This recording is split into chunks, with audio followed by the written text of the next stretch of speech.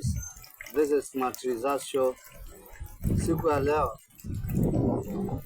niko na mambo ambayo ningependa sisi kama watu tuweze kujiuliza, na watu ambaye tuna focus, yani tunaona mbele.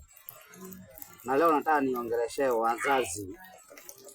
Hawa wazazi wetu ni wazazi wazuri sana na pia tunawapenda sana, lakini kuna mambo ambayo wanaenda kinyume, na hii kinyume ambayo hawa wazazi wetu wanaenda naye.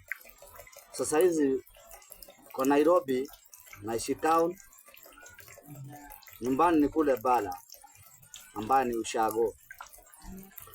Hawa wazazi ni tofauti.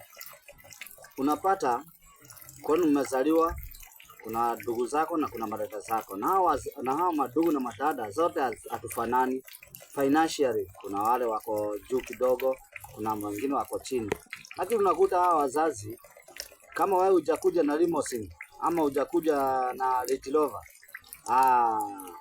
wewe upewe ile first priority. Kuna wale ambao wanapewa hiyo first priority ambayo ni hao wazazi. Lakini unapata mwingine, wewe umekuja na ndudhi, umechukua madri matatu kutoka Nairobi mpaka ushago. Kishafika kule, kwenda nyumbani sasa lazima uchukue bike ndudhi.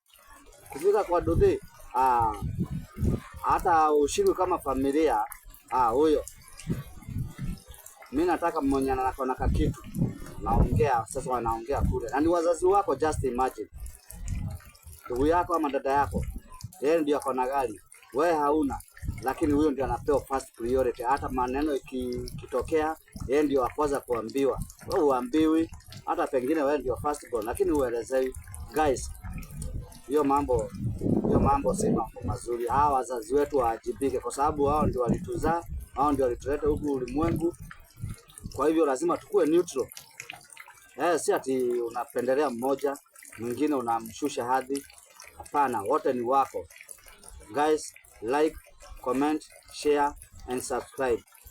Thank you.